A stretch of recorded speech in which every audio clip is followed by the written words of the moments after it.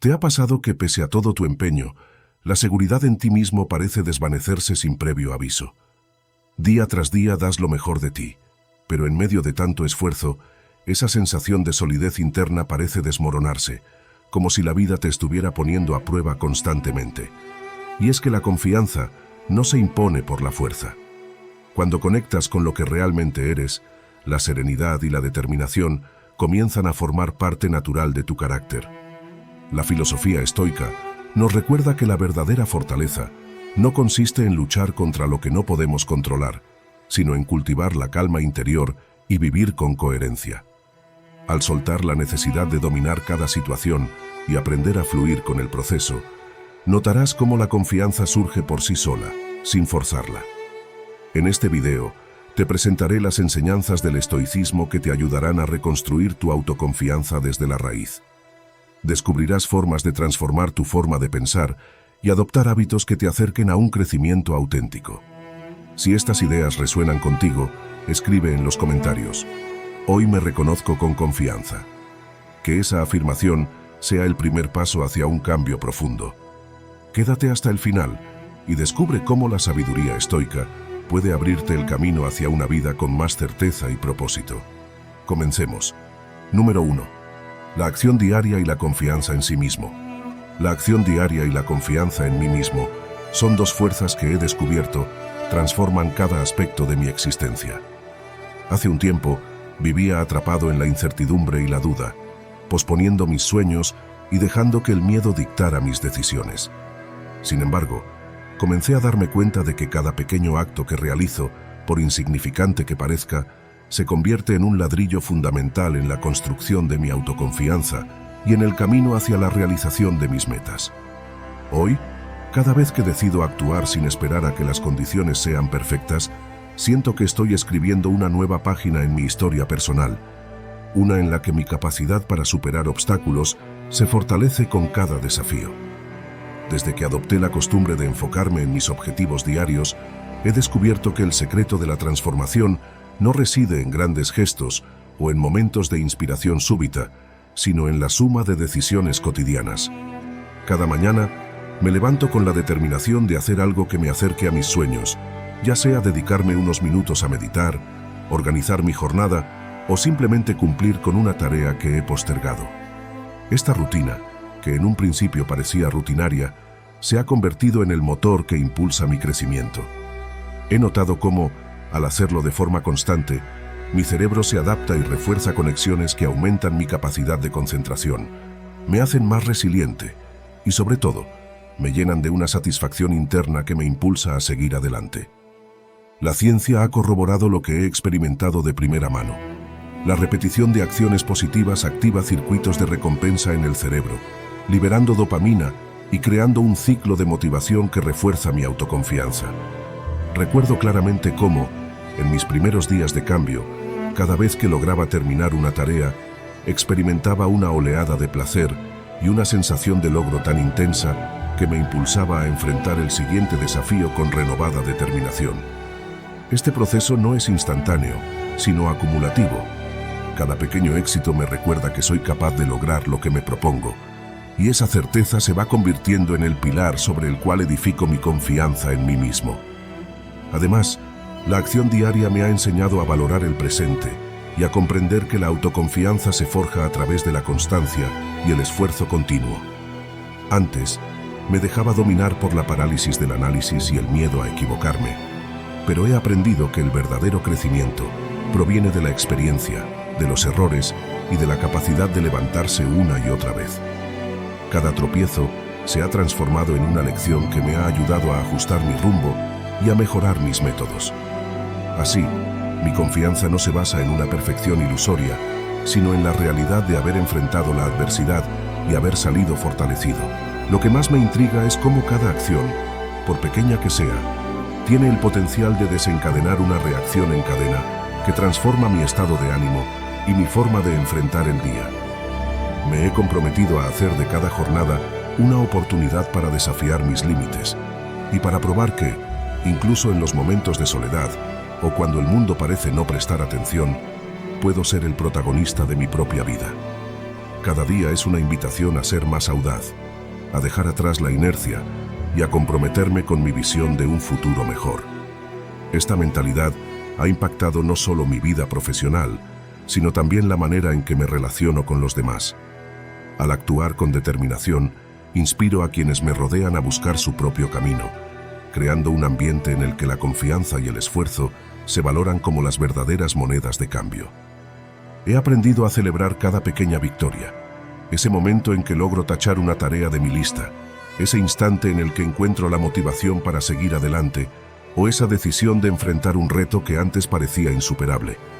Cada una de estas victorias me confirma que la autoconfianza se construye día a día, en la suma de mis acciones y en la constancia de mi esfuerzo. La transformación es lenta, casi imperceptible al principio, pero a medida que se acumulan estos pequeños logros, mi percepción de mí mismo cambia y me doy cuenta de que soy capaz de cosas que antes parecían inalcanzables. La intriga de este proceso radica en el misterio de cómo algo tan aparentemente simple como actuar diariamente puede desencadenar cambios profundos en mi vida.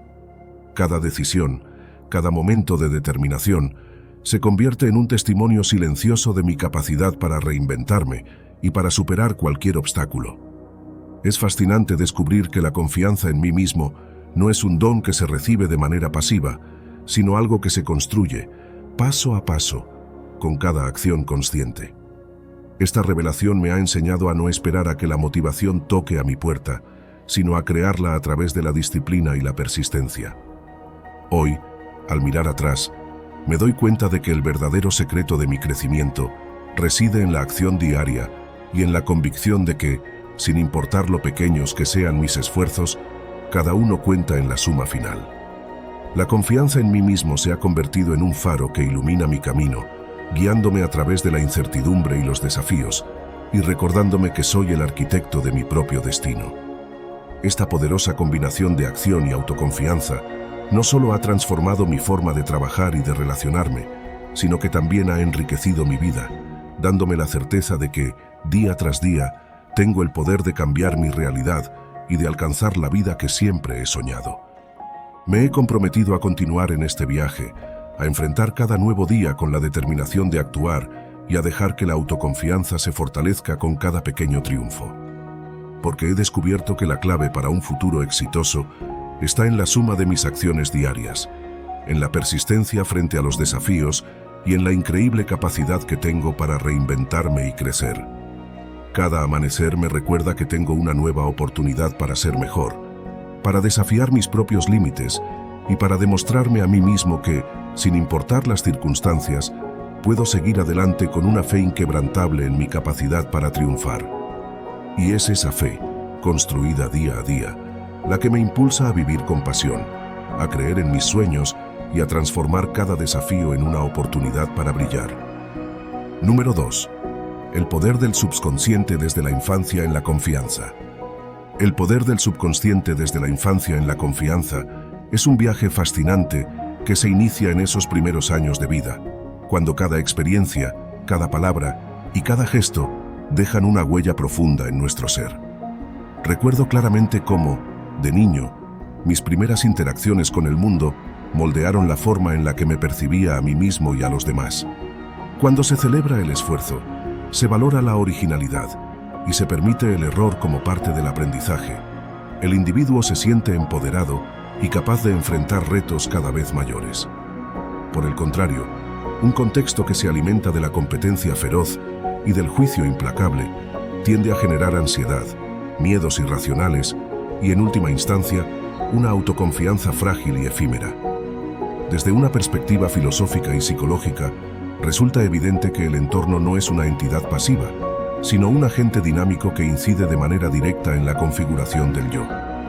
La historia del pensamiento humano nos ha enseñado que la lucha por la autenticidad y la búsqueda de la seguridad interior requieren, en gran medida, desafiar las imposiciones externas y recuperar la libertad de ser quienes realmente somos.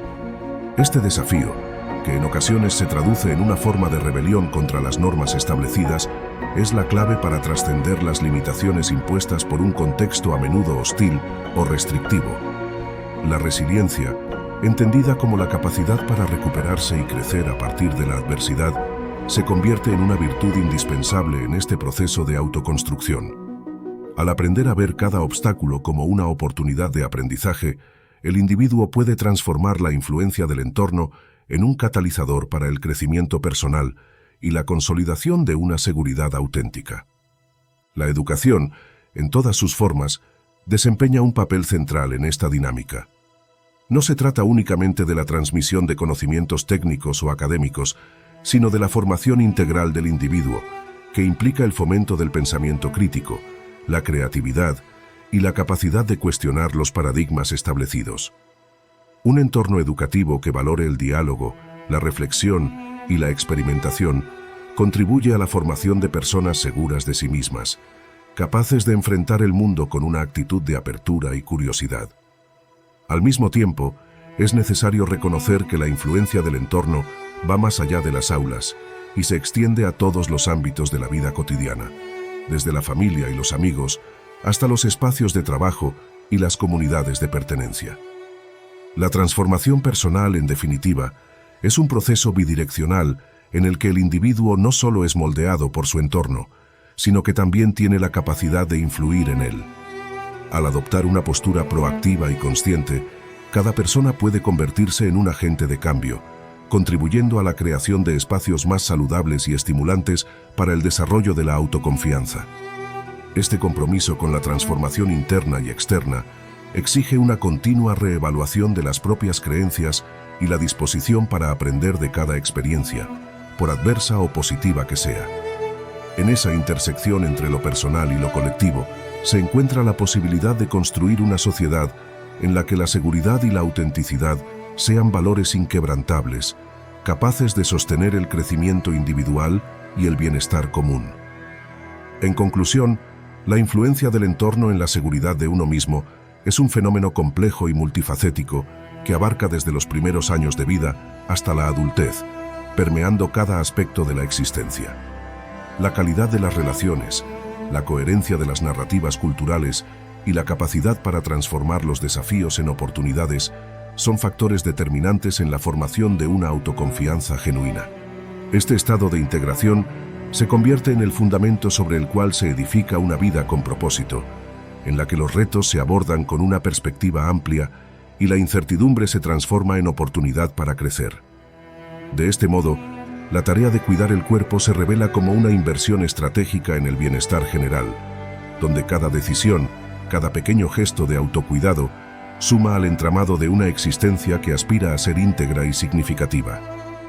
La reflexión sobre el bienestar corporal nos invita, además, a cuestionar las narrativas culturales que han impuesto estándares uniformes y a menudo inalcanzables. Es imperativo liberarse de esas cadenas invisibles que encorsetan la libertad individual y reconocer que la diversidad de formas y tamaños es parte esencial de la belleza humana. En un mundo que a menudo celebra la homogeneidad, rebelarse en favor de la autenticidad se erige en un acto de resistencia y empoderamiento.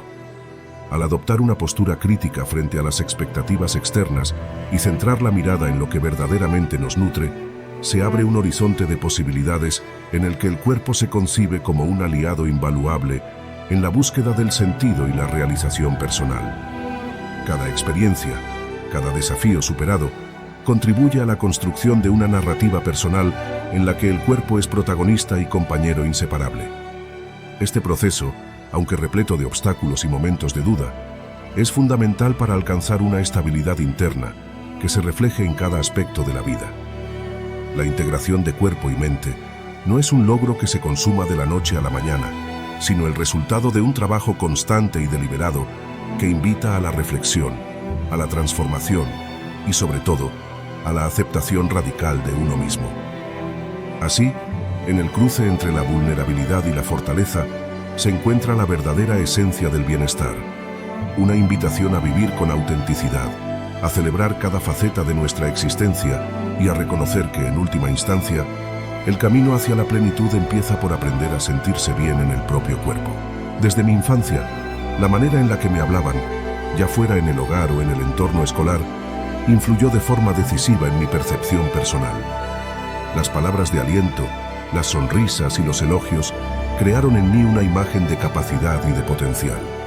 Sin embargo, también aprendí, a través de miradas de desaprobación o de críticas sutiles, que el subconsciente es sumamente sensible y que a veces los mensajes negativos se filtran en lo más profundo de nuestra psique sin que siquiera nos demos cuenta. Con el tiempo comprendí que estos mensajes, aun cuando parecieran insignificantes, podían socavar la confianza en uno mismo de maneras que se manifiestan de forma silenciosa pero poderosa en la adultez. Recuerdo que en varias ocasiones, al enfrentar situaciones nuevas o desafiantes, una voz interior, heredada de esos primeros años, me decía que no era lo suficientemente bueno o que mis capacidades estaban limitadas. Esa voz, surgida del subconsciente, no era fruto de un pensamiento racional, sino de una acumulación de experiencias y de creencias arraigadas desde la infancia. Con el tiempo, me di cuenta de que para transformar mi autoconfianza era imprescindible trabajar en ese diálogo interno, cuestionar esas creencias limitantes y reprogramar mi mente para que valorara mi verdadero potencial.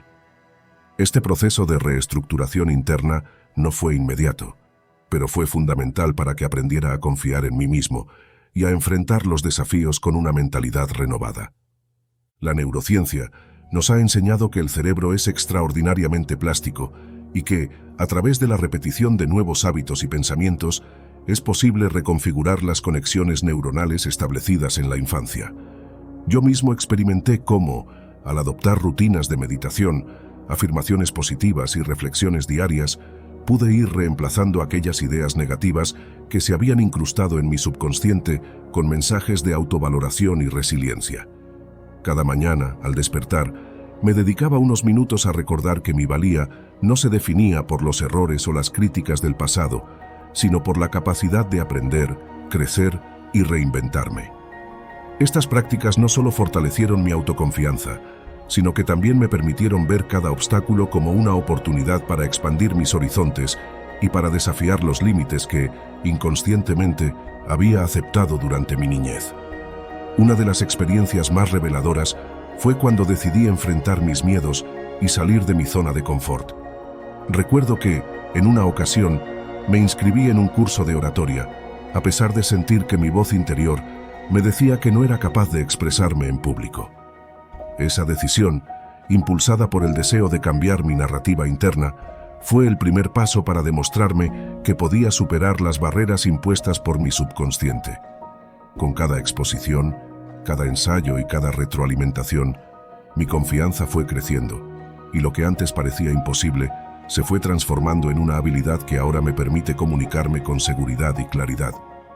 Este cambio no fue fruto de un milagro, sino del trabajo constante y de la convicción de que la acción diaria y la persistencia pueden reprogramar incluso las creencias más arraigadas. Además, he descubierto que el entorno juega un papel crucial en cómo se desarrollan las creencias subconscientes. En mi caso, el apoyo incondicional de mi familia y la presencia de mentores que me impulsaban a ver mis virtudes me ayudaron a contrarrestar aquellas voces negativas que surgían de experiencias dolorosas. Aprendí que, para cultivar una autoconfianza sólida, es vital rodearse de personas que refuercen una imagen positiva y que desafíen las ideas limitantes que se han instalado desde la infancia. Con el tiempo, esa red de apoyo se convirtió en el espejo en el que comencé a ver mi verdadero potencial y me permitió reinterpretar aquellas críticas tempranas como simples voces del pasado, incapaces de definir quién soy en realidad. La influencia del subconsciente no se limita solo a la autoconfianza, sino que también afecta la manera en que nos relacionamos con el mundo y tomamos decisiones. Durante muchos años, me di cuenta de que ciertas reacciones automáticas, como el miedo al fracaso o la timidez en situaciones sociales, tenían sus raíces en creencias formadas en mi niñez. Sin embargo, al trabajar conscientemente en mi diálogo interno y al desafiar esas creencias limitantes, comencé a notar cambios sutiles pero poderosos en mi comportamiento. Me encontré tomando riesgos, asumiendo responsabilidades y enfrentando situaciones que antes me paralizaban. Esa transformación fue, en esencia, el resultado de liberar mi mente de las cadenas impuestas por experiencias pasadas y de abrirme a la posibilidad de que, en realidad, tengo todas las herramientas necesarias para triunfar. Hoy, al reflexionar sobre mi camino, me doy cuenta de que el trabajo en el subconsciente es un viaje sin fin, un proceso de autodescubrimiento que se nutre de la acción y de la constancia. Cada día es una nueva oportunidad para cuestionar esas creencias antiguas y para reafirmar que la autoconfianza se construye con cada experiencia vivida, con cada reto superado y con cada victoria, por pequeña que sea.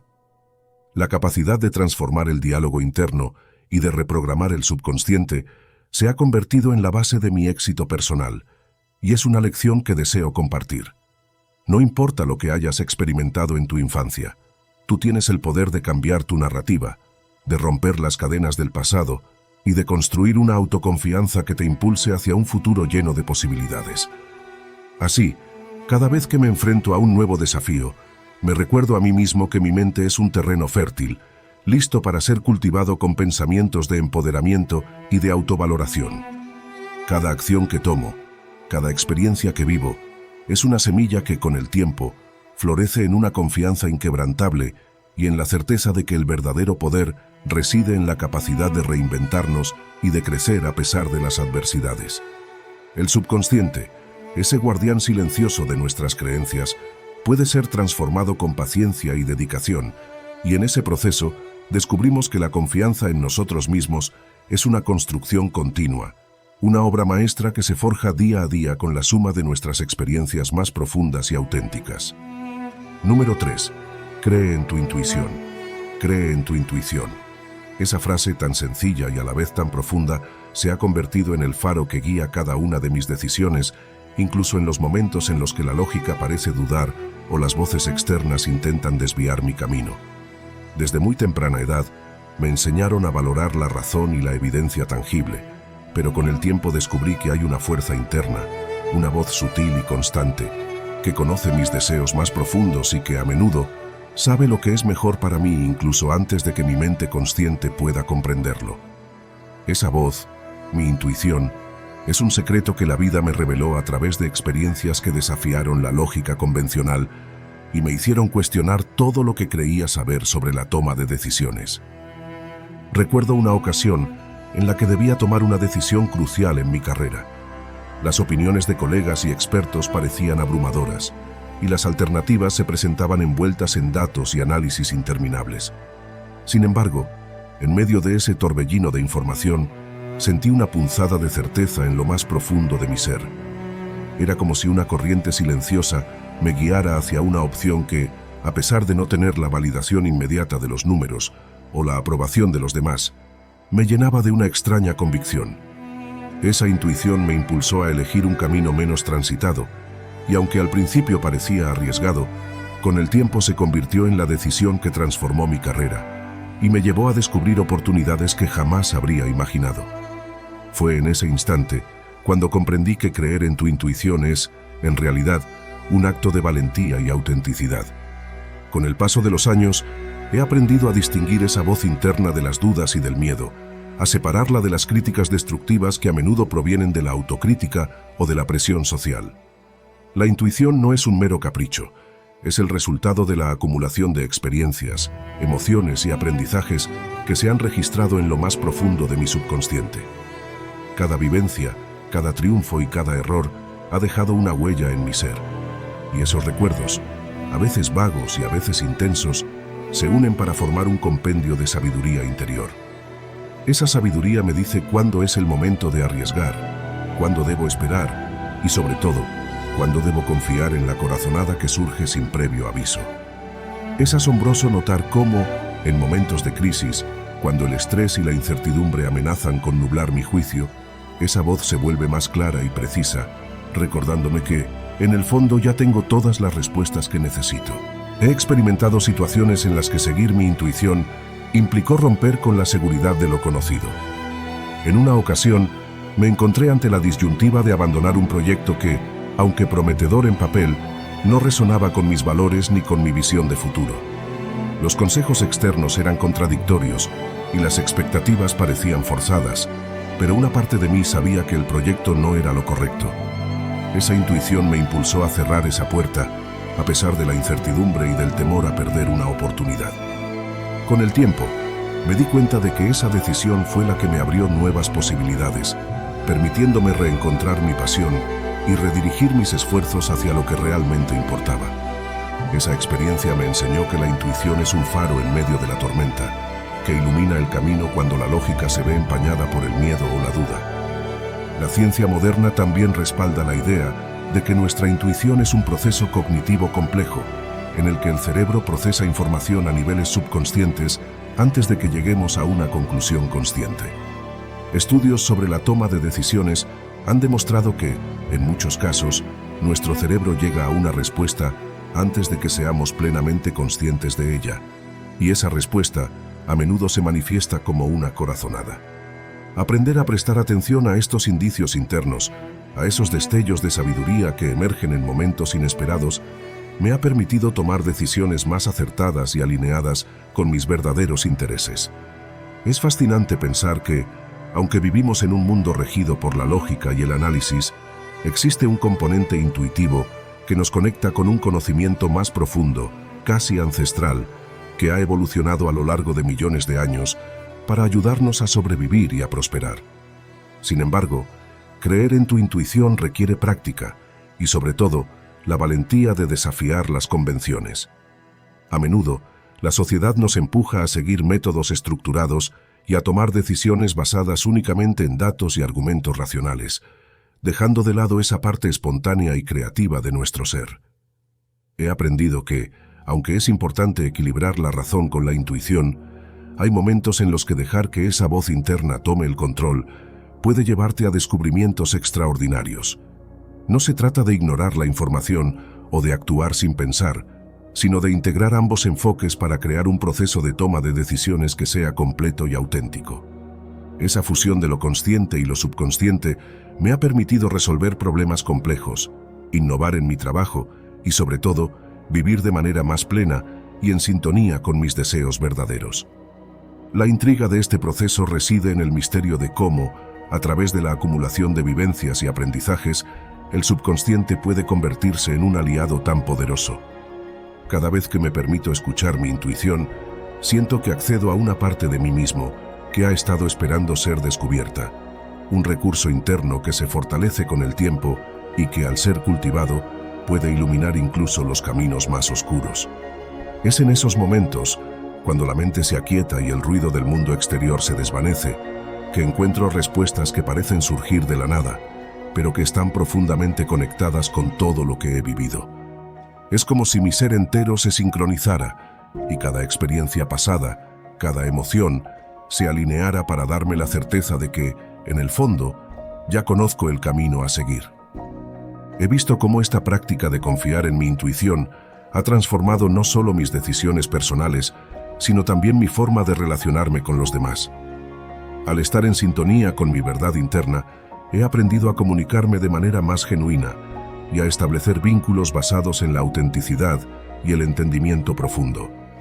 Las relaciones se han vuelto más significativas y he descubierto que la capacidad de escuchar mi intuición me permite reconocer a aquellos que realmente resuenan con mi espíritu, a quienes aportan valor y me inspiran a ser mejor. Este proceso ha fortalecido mi sentido de pertenencia y me ha ayudado a construir una red de apoyo que se basa en la confianza mutua y en la empatía, dos cualidades que considero esenciales para una vida equilibrada y satisfactoria. Cree en tu intuición. Permítete confiar en ese impulso interno que, a pesar de las dudas y las incertidumbres, te guía hacia lo que realmente resuena con tu ser. En cada decisión, en cada pequeño paso, encontrarás la evidencia de que tu voz interna es un aliado poderoso, capaz de abrirte caminos insospechados y de revelarte la grandeza que llevas dentro. Al final, no hay mayor seguridad que la que nace de conocerte a ti mismo y de confiar en esa sabiduría que, silenciosa pero constante, te impulsa a ser la mejor versión de ti. Y así, día tras día, en cada acción y en cada elección, reafirmo mi compromiso de escuchar, de confiar y de seguir adelante, sabiendo que en esa intuición se esconde el secreto de mi verdadera fortaleza.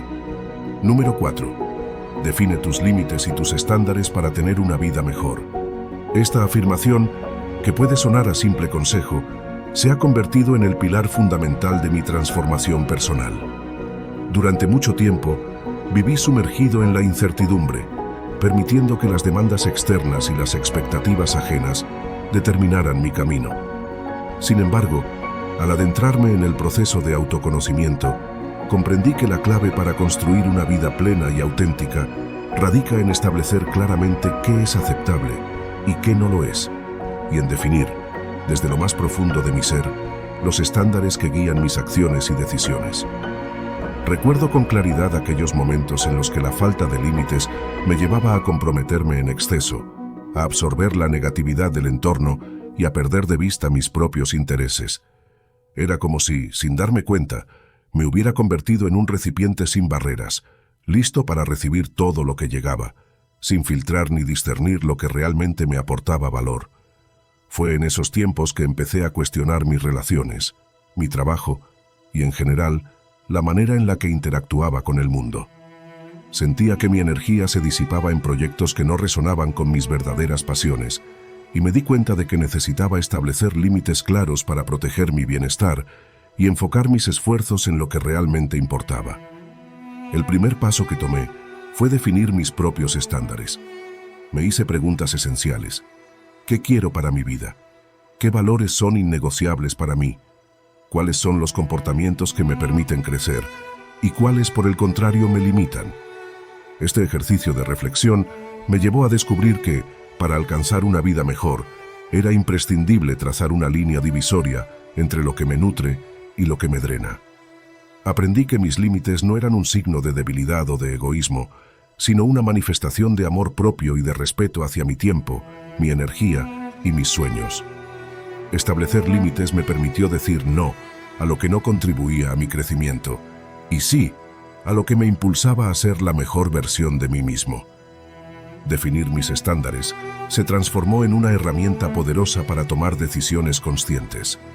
Cada vez que me encontraba ante una situación ambigua o un compromiso que me hacía dudar, me detenía a evaluar si aquello se alineaba con mis valores y si cumplía con los criterios que yo mismo había establecido. Este proceso, aunque a veces implicaba momentos de conflicto interno, me ayudó a ganar claridad y a reforzar mi autoconfianza. Comprendí que vivir sin estándares claros era como navegar sin brújula, y que al establecerlos no solo ordenaba mi vida, sino que también abría las puertas a un futuro más alineado con mis aspiraciones. Lo que más me intriga es el efecto acumulativo de definir límites y estándares. Al principio, esos pequeños actos de autodisciplina parecían insignificantes, pero con el tiempo se convirtieron en la base de una vida más ordenada y satisfactoria.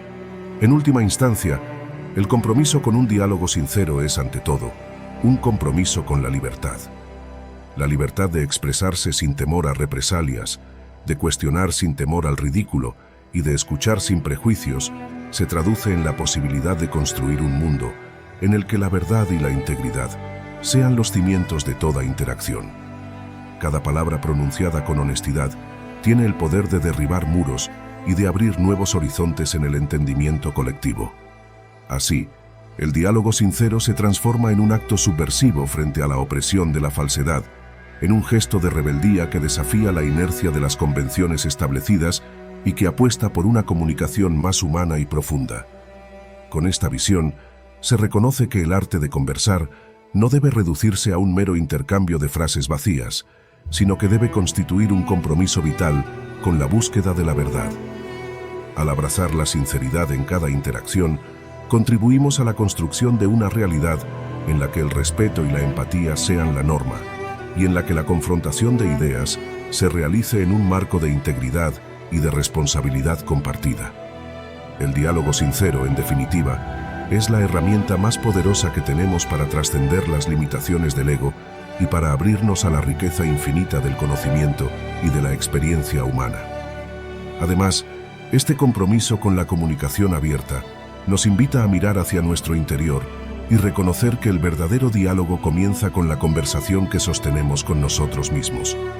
Es en ese espacio íntimo donde la reflexión se convierte en un aliado indispensable para el autoconocimiento, permitiéndonos identificar nuestras propias falacias y creencias arraigadas que a menudo frenan nuestro crecimiento personal.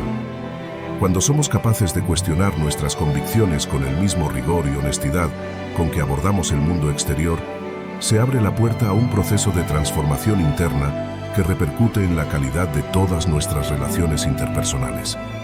La práctica de un diálogo sincero no se limita únicamente a expresar nuestras ideas, sino que también exige una escucha activa y un reconocimiento profundo de que cada perspectiva aporta un matiz único a la experiencia humana. Esta apertura hacia la diversidad de pensamientos enriquece el intercambio y nos permite aprender constantemente, desafiando nuestras propias ideas y expandiendo nuestro horizonte de comprensión. En este sentido, la comunicación honesta se erige como un puente que une diferencias y fomenta un ambiente de cooperación y respeto mutuo, en el que la crítica constructiva se transforma en una herramienta fundamental para el avance colectivo. Por último, al integrar este compromiso con la verdad en nuestra vida cotidiana, no solo transformamos la forma en que nos relacionamos con los demás, sino que también fortalecemos nuestra propia identidad. La valentía de ser sinceros en un mundo que a menudo premia la superficialidad se convierte en un acto de resistencia y en una declaración de principios, recordándonos que la autenticidad es el camino hacia una existencia plena y significativa. Además, establecer límites me enseñó a valorar el poder de la palabra no. Aprendí que decir no era un acto de rechazo, sino un acto de compromiso con mi bienestar y con mis sueños. Cada vez que rechazaba una invitación que sabía que me distraería de mis metas, o cada vez que me negaba a aceptar responsabilidades que sobrecargaban mi agenda, estaba enviando un mensaje claro. Mi tiempo y mi energía son valiosos y merecen ser invertidos en aquello que realmente me hace crecer.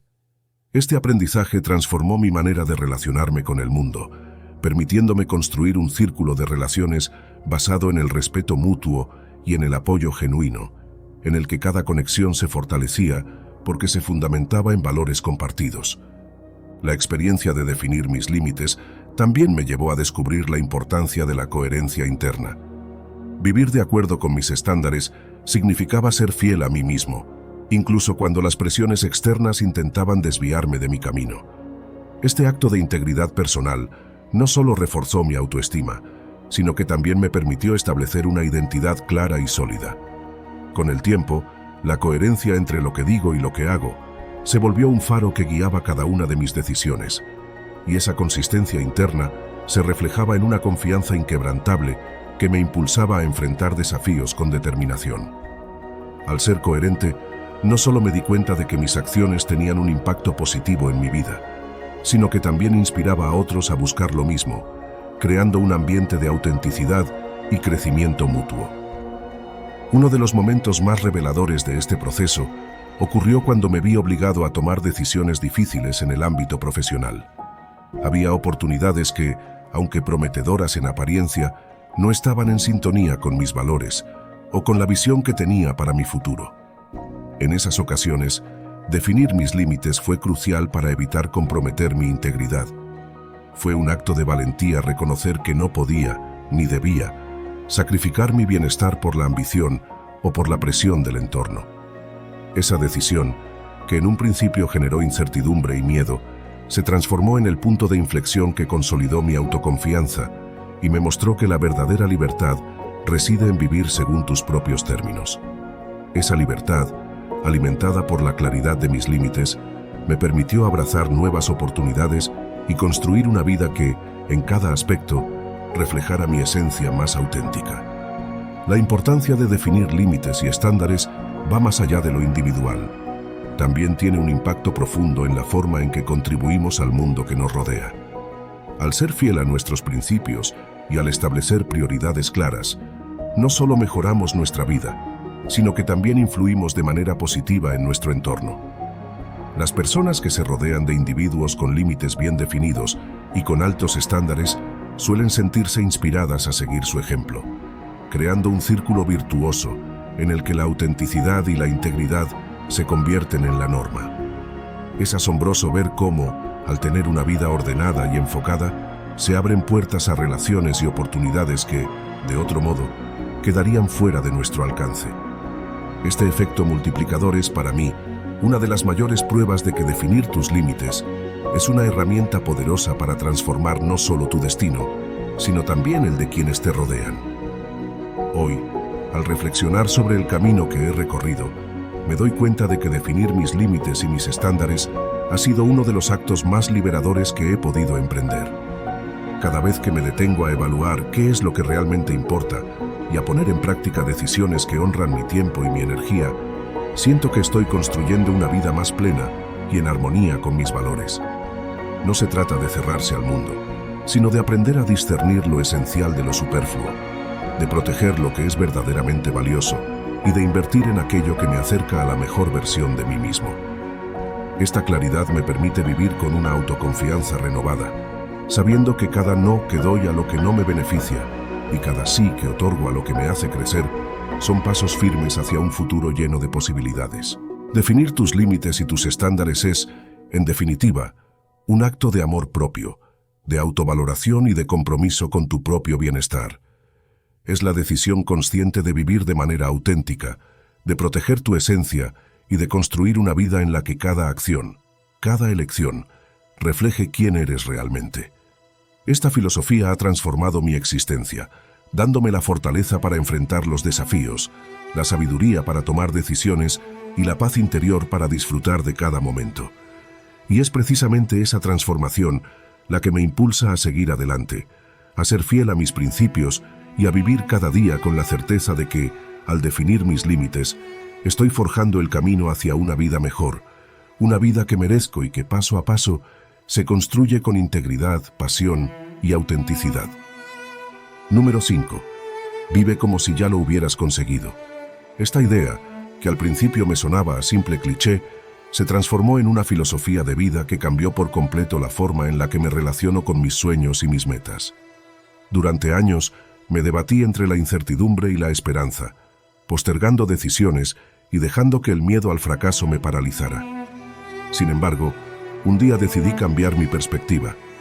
En lugar de esperar a que las circunstancias fueran perfectas o a que la motivación me llegara de forma inesperada, opté por vivir cada instante como si ya hubiese alcanzado lo que anhelo. Empecé a actuar con una convicción inquebrantable. Cada mañana, al despertar, me recordaba a mí mismo que, aunque el camino por delante fuera incierto, ya estaba en marcha el proceso de transformación que me llevaría a lograr mis sueños. Esta mentalidad me permitió enfrentar cada desafío con una energía renovada, como si cada pequeño éxito fuera la culminación de un logro mayor y definitivo. La sensación de haber alcanzado mi meta se convirtió en el motor que impulsaba mis acciones diarias, haciendo que cada paso, por modesto que fuera, se sintiera cargado de significado. La clave de este enfoque radica en el poder de la visualización. Aprendí a imaginar con detalle la vida que deseo vivir, desde la forma en la que me siento, hasta las oportunidades que se abren a mi alrededor. Al hacerlo, cada día se convierte en una experiencia de autoconfianza, donde la mente y el cuerpo trabajan en sincronía para materializar esa visión. Es como si, al practicar la visualización constante, estuviera reprogramando mi subconsciente para que me recordara que mi destino ya está en camino. Cada logro, por pequeño que parezca, alimenta esa creencia y fortalece mi determinación, haciendo que el presente se ilumine con la luz de un futuro ya conquistado. Esta actitud transformó mi forma de actuar y de enfrentar los desafíos. Antes, me dejaba arrastrar por dudas e inseguridades, posponiendo decisiones cruciales y permitiendo que la inercia gobernara mi vida. Hoy, me enfrento a cada obstáculo con la certeza de que cada acción me acerca a esa versión de mí mismo que siempre he soñado ser. Vivir como si ya lo hubiese conseguido no es una negación de los retos o de las dificultades, sino una invitación a ver en cada experiencia la semilla del éxito. Es un recordatorio de que la verdadera realización no depende solo del destino final, sino de la pasión y el compromiso con el que se vive el camino. He descubierto que este enfoque tiene un efecto dominó en todas las áreas de mi vida. Al adoptar una mentalidad de éxito, me he vuelto más resiliente, más creativo y, sobre todo, más capaz de transformar los contratiempos en oportunidades. Cada vez que afronto un reto me pregunto, ¿qué haría si ya hubiera alcanzado mi meta? Esa simple pregunta me impulsa a actuar con valentía y a buscar soluciones innovadoras, rompiendo con los patrones de pensamiento limitantes que en el pasado me frenaban. Es sorprendente cómo, al cambiar la narrativa interna, se abren nuevas posibilidades y se fortalece la capacidad de superar cualquier obstáculo. Vivir como si ya lo hubiese conseguido también me ha enseñado a celebrar cada pequeño avance. Cada vez que logro un objetivo, por insignificante que parezca, me tomo un momento para agradecer y reconocer el progreso. Este hábito de la gratitud no solo refuerza mi autoconfianza, sino que también me motiva a seguir adelante, a pesar de las adversidades. Con el tiempo, me di cuenta de que la suma de esos pequeños triunfos se traduce en una gran transformación personal, y que la felicidad no es un destino lejano, sino la suma de todos esos momentos de éxito vividos en el presente. En definitiva, adoptar la mentalidad de vivir como si ya lo hubiese conseguido ha sido una de las decisiones más poderosas y liberadoras de mi vida. No se trata de ignorar los desafíos o de vivir en un mundo de fantasía, sino de reconocer que cada acción, cada decisión y cada pequeño logro son parte de un proceso continuo de transformación. Esta convicción me ha permitido avanzar con determinación, enfrentar los retos con coraje y, sobre todo, construir un futuro que se siente tan real y alcanzable como la misma vida que vivo hoy. Cada día es una nueva oportunidad para afirmar que mis sueños ya están en marcha y que el camino hacia el éxito se recorre paso a paso, con la certeza de que, en cada momento, estoy construyendo la vida que siempre he deseado. Número 6. Tus emociones no son tu realidad. Permíteme comenzar con una confesión. Durante años, viví como si mis emociones fueran profecías absolutas. Si sentía ansiedad, creía que algo malo tenía que ocurrir. Si el miedo aparecía, interpretaba que el peligro era inminente. La tristeza era una señal de que mi vida estaba estancada, y la ira, una prueba de que el mundo conspiraba contra mí. Mi mente era un laberinto de suposiciones catastróficas, donde cada sentimiento se convertía en un hecho irrefutable. Hasta que un día, algo hizo clic. Todo comenzó durante una crisis laboral. Llevaba meses sintiendo un nudo constante en el estómago cada vez que revisaba mi correo. Mi jefe había hecho un comentario crítico sobre un proyecto, y aunque era una observación constructiva, mi mente la distorsionó. No vales para este trabajo. Van a despedirte. Todos notan que eres un fraude. Las noches se volvieron interminables. Me despertaba sudando, repitiendo conversaciones imaginarias en las que me defendía de acusaciones que nunca existieron. Un viernes por la tarde, mientras hiperventilaba en el baño de la oficina, entendí que estaba confundiendo mis emociones con la realidad. Esa fue la chispa. Decidí buscar ayuda. Empecé terapia y descubrí conceptos que revolucionaron mi perspectiva. Las emociones son señales, no verdades. Aprendí que, aunque son válidas y necesarias, no definen lo que ocurre fuera de mí. Comencé a entrenar mi mente para cuestionar cada pensamiento catastrófico. ¿Cómo? Con herramientas simples pero profundas. Primero, el método de los 3 filtros. Cada vez que una emoción intensa surgía, la sometía a este cuestionario. Filtro de evidencia. ¿Qué pruebas concretas tengo de que esto es cierto? Ejemplo, si sentía que mi pareja estaba distante, buscaba acciones reales. ¿Había cancelado planes? ¿Dejó de responder mensajes? Si no había indicios, reconocía que era mi inseguridad hablando. Filtro de perspectiva. ¿Cómo vería esta situación si estuviera calmado? Un truco útil era imaginar que le ocurría a un amigo. ¿Qué le diría? Filtro de utilidad. ¿Esta emoción me ayuda o me paraliza? La ansiedad podía ser un motor para prepararme mejor, pero si me bloqueaba, debía redirigirla. 2. El diario de sombras. Inspirado en la psicología junguiana, creé un cuaderno donde escribía mis emociones más oscuras sin juzgarlas. La regla era plasmar todo: celos, resentimientos, miedos irracionales. Luego, al releerlo, subrayaba las frases que repetía. Descubrí patrones. Siempre me pasa lo mismo. Nadie me entiende. Eran narrativas aprendidas, no reflejos fieles de mi vida. Reescribí esas frases con datos objetivos. En 3 situaciones pasadas, recibí apoyo inesperado. He superado desafíos similares. Tercera, la práctica del observador externo. Una técnica de mindfulness cambió mi relación con el caos emocional. Cuando sentía una oleada de angustia, me sentaba en silencio y repetía: no soy esta emoción, soy quien la está presenciando. Visualizaba mis pensamientos como hojas flotando en un río. Podía verlas pasar sin necesidad de saltar al agua. Con el tiempo, esta distancia emocional me permitió responder, no reaccionar.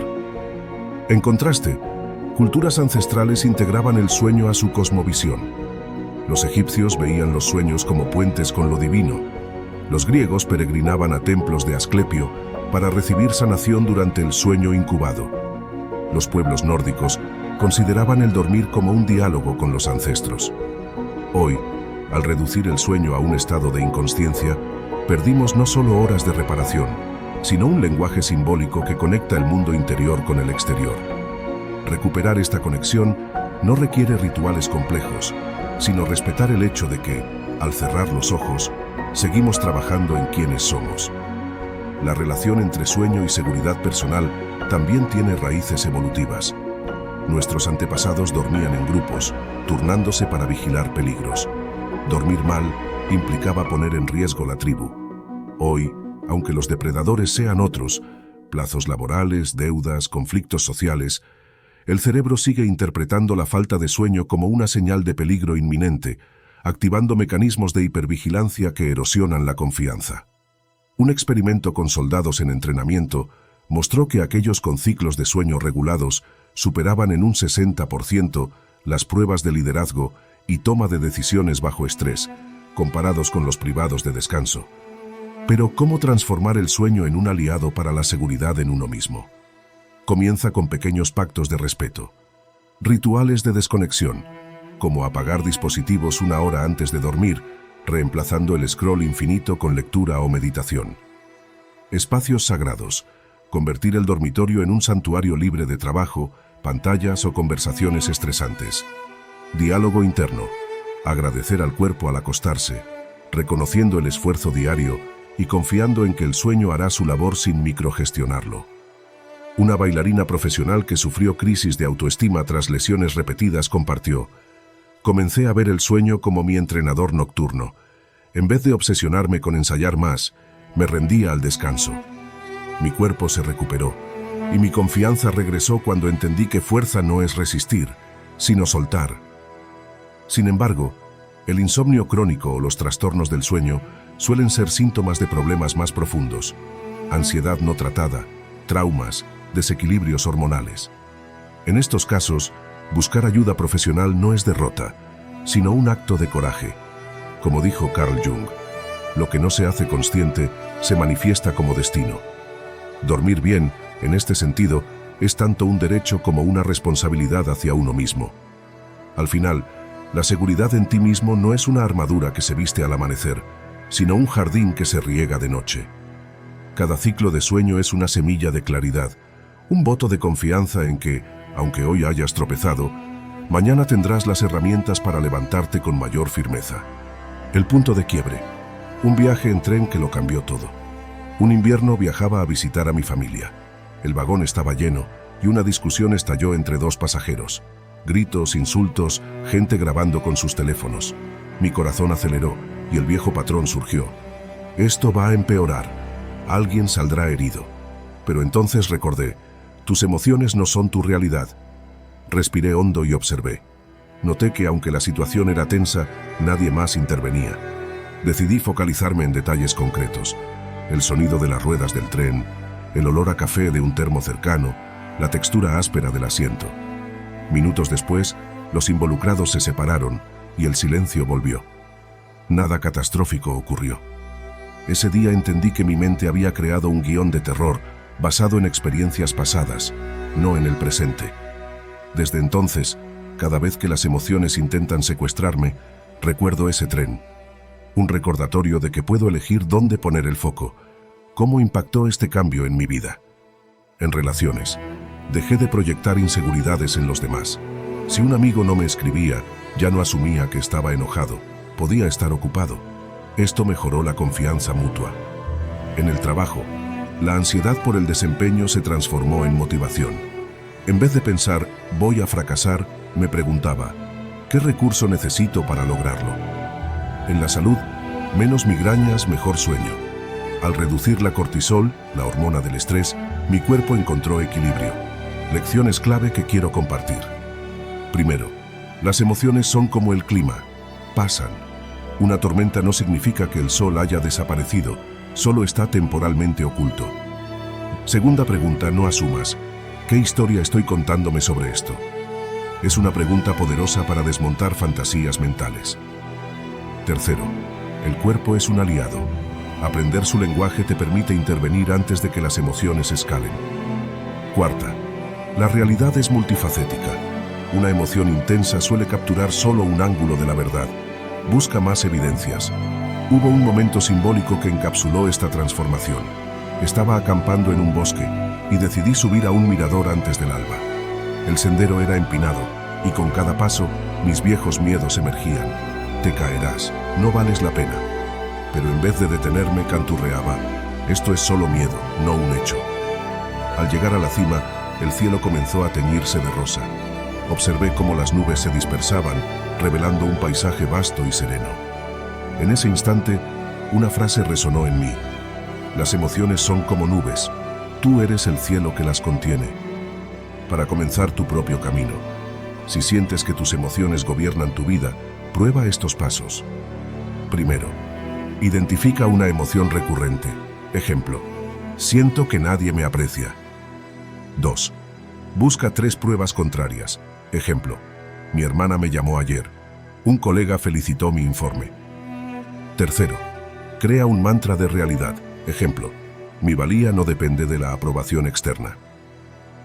Cuarta, celebra las microvictorias. Cada vez que cuestionas una emoción irracional, estás reconfigurando tu cerebro. Aprendí que vivir desde la certeza emocional es como navegar con un mapa dibujado por alguien que nunca ha visto el mar.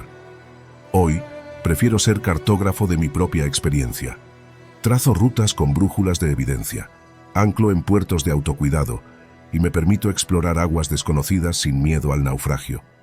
Tus emociones no son tu realidad, son mensajeras. Escúchalas, pero no les cedas el timón. Número 7. Todo lo que te suceda, bueno o malo, es tu responsabilidad. Hubo un tiempo en que viví como espectador de mi propia vida. Culpaba al tráfico por mi estrés, a mi jefe por mi insatisfacción laboral, a mis padres por mis inseguridades e incluso al clima por mi mal humor. Pensaba que el universo conspiraba en mi contra y cada contratiempo confirmaba esa narrativa. Hasta que un día, en medio de una crisis que yo mismo había ayudado a crear, entendí algo demoledor. No importaba cuántas excusas tuviera, el peso de mis decisiones y de cómo respondía a lo incontrolable, siempre caía sobre mis hombros. Todo comenzó con un proyecto fallido. Había invertido meses en un emprendimiento, un café literario que soñaba lleno de libros y risas. Pero la ubicación era mala, los costos se dispararon y, para colmo, una pandemia cerró todo. Al principio me refugié en el resentimiento. ¿Por qué a mí? Swing. El gobierno no apoyó. La gente ya no valora la cultura. Me hundí en la autocompasión, hasta que mi socia, con una franqueza brutal, me dijo: elegimos el local sin estudiar el flujo de gente. Ignoramos las señales financieras y no creamos un plan B. Esto también es culpa nuestra. Sus palabras me quemaron, pero eran verdad. Aceptar esa responsabilidad fue como tragar arena. Sin embargo, en ese acto incómodo, encontré libertad. Comprendí que incluso cuando las circunstancias son adversas, siempre hay un margen de agencia. No podía controlar una cuarentena global, pero sí cómo reaccionaba ante ella. Decidí dejar de culpar y empezar a construir. Vendimos equipos, negociamos deudas y aunque el café cerró, usamos lo aprendido para crear una comunidad virtual de lectores. Fue humilde pero honesto y funcionó. Este episodio me enseñó que la responsabilidad no es un castigo, sino un poder. Cuando dejamos de delegar nuestro bienestar a factores externos, recuperamos el control. Por ejemplo, años antes, sufría de migrañas crónicas. Las atribuía al estrés laboral, hasta que un médico me preguntó: ¿cuánta agua bebes al día? ¿Cómo manejas tus horarios de sueño? Resultó que dormía 4 horas, vivía de café y nunca hacía ejercicio. Cambiar esos hábitos no eliminó el estrés, pero redujo las crisis en un 80%. La lección fue clara. Incluso en lo que parece ajeno, hay elecciones personales invisibles que nos acercan o alejan del problema. Claro, hay eventos que nos golpean sin aviso, enfermedades, pérdidas, accidentes. Pero aquí está el matiz crucial. La responsabilidad no se trata de causar todo lo que nos ocurre, sino de responder a ello desde nuestra integridad. Una tarde, caminando por el parque, vi a un hombre en silla de ruedas enseñándole a un niño a volar una cometa. Se reían mientras el viento jugaba con ellos. Me acerqué y le pregunté cómo mantenía esa vitalidad. «Perdí las piernas en un choque que no provoqué», dijo, «pero no perderé también mi alegría. Eso sí depende de mí». Sus palabras quedaron grabadas en mí como un mantra. A partir de entonces, comencé a practicar lo que llamo la auditoría interna. Cada noche, revisaba no solo lo que había sucedido, sino cómo había participado en ello. Si discutía con un amigo, me preguntaba, ¿qué parte de esto refleja una herida mía sin sanar? Si lograba un éxito, indagaba, ¿qué decisiones previas me llevaron aquí? Descubrí patrones reveladores. Por ejemplo, noté que atraía relaciones tóxicas cuando no establecía límites claros, o que procrastinaba en proyectos por miedo a ser juzgado. La vida, entendí, es un espejo que devuelve versiones distorsionadas de nuestras elecciones inconscientes. Hubo un momento incómodo en este proceso. Tras años de quejarme de que nadie apoyaba mis ideas, me di cuenta de que jamás las compartía con convicción. Hablaba en voz baja, restaba importancia a mis logros y evitaba pedir ayuda. ¿Cómo podía esperar que otros creyeran en mí si yo mismo actuaba desde la duda?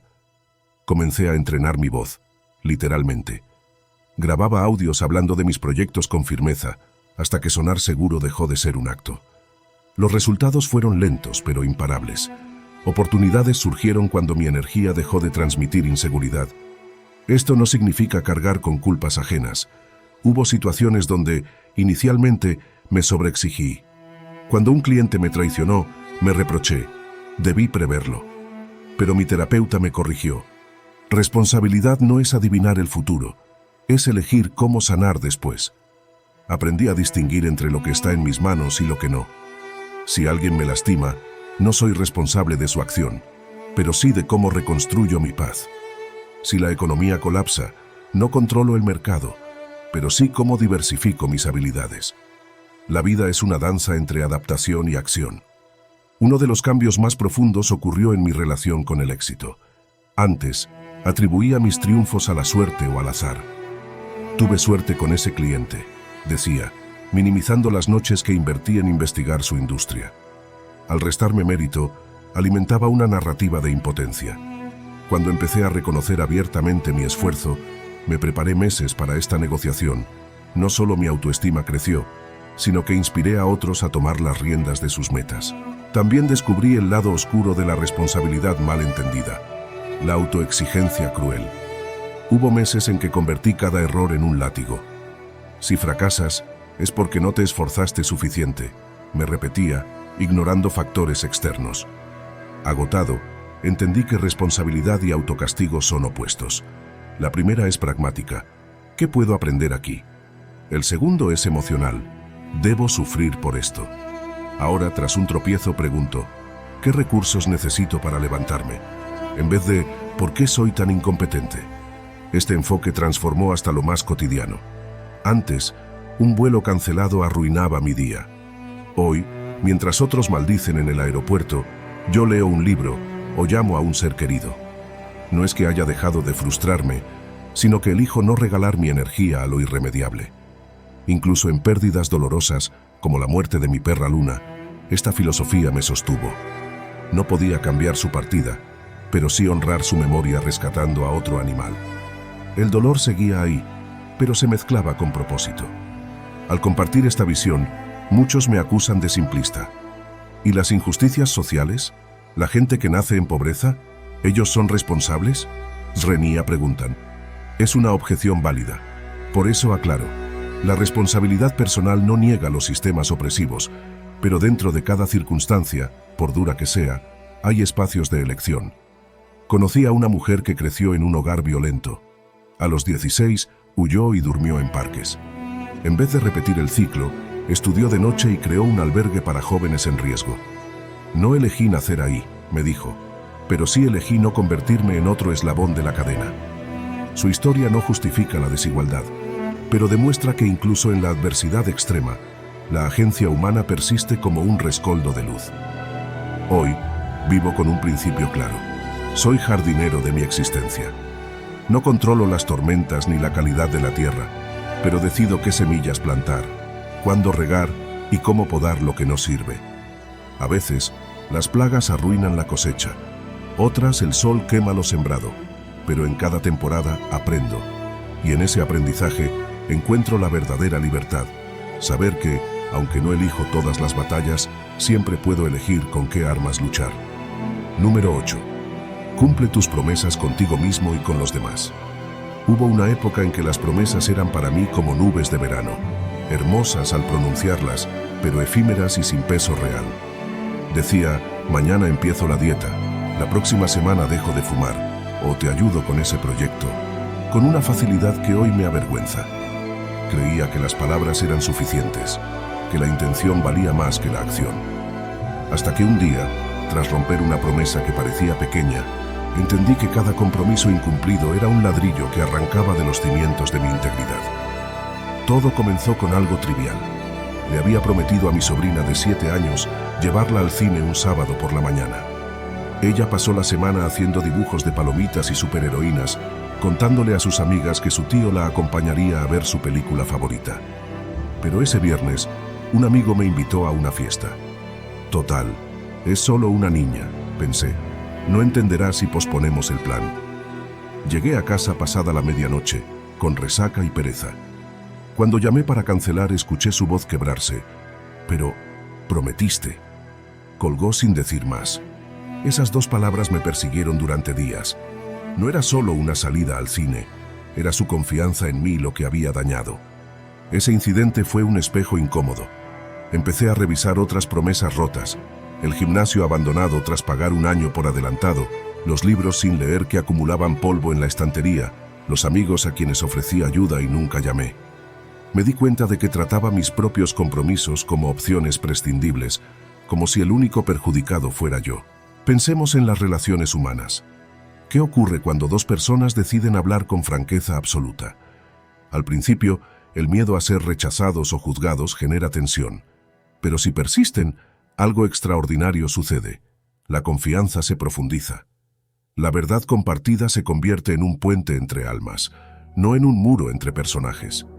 Un matrimonio al borde del divorcio logró salvarse cuando ambos aceptaron verbalizar sus resentimientos acumulados.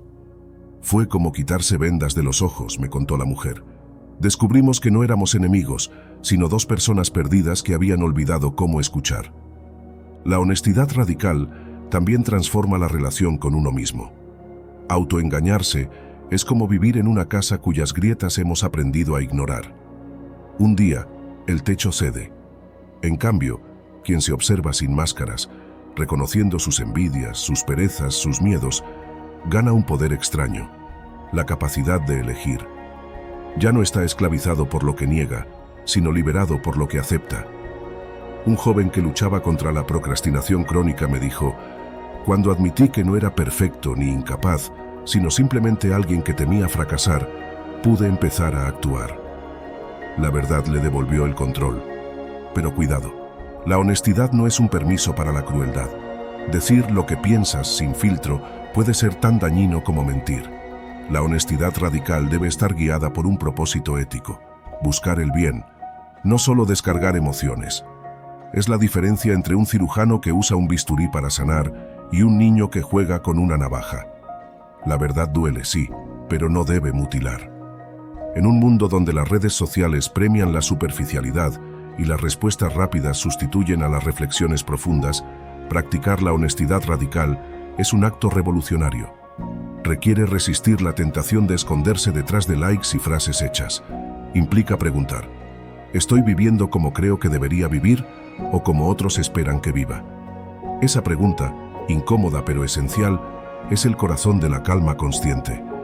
En este proceso, el sacrificio juega un papel central. Renunciar a lo inmediato por lo trascendente es la esencia de la madurez.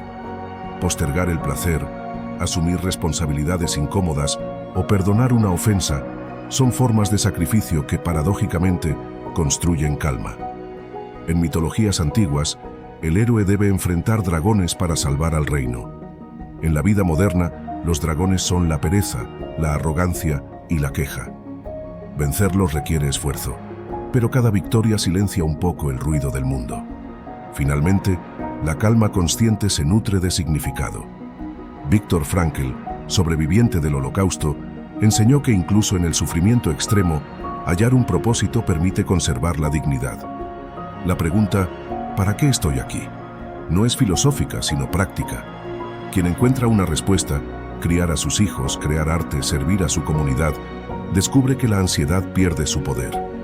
El significado actúa como ancla. Cuando las olas golpean, evita que el barco se desvíe. Sin embargo, este camino no es lineal. Habrá días en que el caos volverá a ganar terreno. La calma consciente no es un destino final, sino una práctica diaria. Como el jardinero que poda maleza cada mañana, debemos podar nuestros vicios, nuestros pensamientos autodestructivos y nuestras excusas. Y en esos momentos de retroceso, recordar las palabras de Carl Jung: lo que niegas te somete, lo que aceptas te transforma. Cuando el microbioma se daña por antibióticos, estrés o dietas pobres en fibra, la mente paga el precio. Estudios recientes vinculan la disbiosis intestinal con trastornos como el autismo, el TDAH y la esquizofrenia. Un experimento con ratones mostró que trasplantar microbiota de individuos deprimidos a individuos sanos les indujo comportamientos de desesperanza. Somos, en cierto modo, ecosistemas caminantes.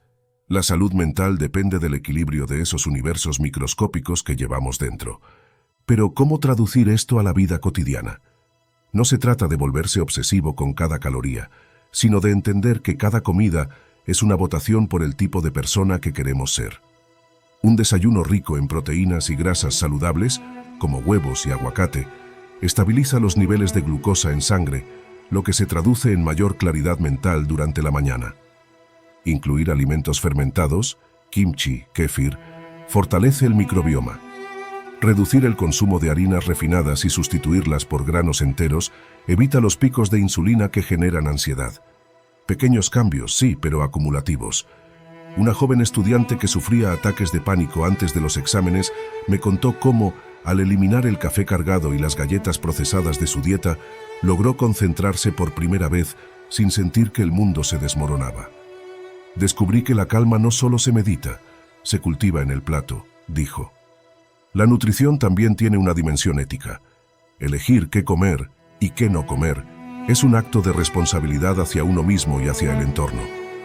La industria cárnica masiva, por ejemplo, no solo genera sufrimiento animal y daño ambiental, sino que produce carne cargada de hormonas del estrés que, al consumirse, afectan nuestro equilibrio hormonal. Comer no es neutral, es un voto por un sistema de valores. Quienes optan por alimentos orgánicos, locales y de temporada, no solo nutren su cuerpo, sino que refuerzan una mentalidad de cuidado y conexión con lo natural.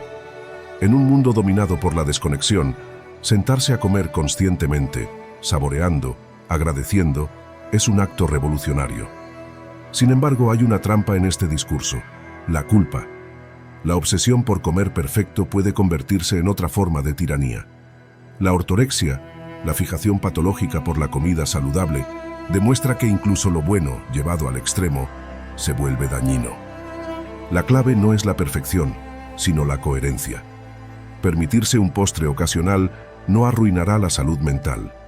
Lo que la erosiona es la combinación crónica de mala alimentación y autodesprecio. Un hombre que luchaba contra la obesidad me compartió: cuando dejé de verme como un fracasado por comer una hamburguesa y empecé a enfocarme en añadir vegetales a cada comida, perdí 20 kilos y gané autoestima. La nutrición consciente no es una dieta, es una relación de respeto con el propio cuerpo. En las culturas antiguas, los alimentos eran medicina y los banquetes, ceremonias sagradas. Los griegos ofrecían higos a los dioses para pedir sabiduría. Los monjes budistas practicaban el ayuno intermitente para agudizar la concentración. Hoy, en la era de la comida envasada y los delivery las 24 horas, hemos perdido ese sentido de ritual. Recuperarlo no requiere regresar al pasado, sino recordar que cada bocado es un ladrillo en la construcción de nuestra mentalidad. Un cerebro bien alimentado no solo piensa mejor, sueña mejor, sufre mejor, ama mejor. La comida, en última instancia, es un espejo.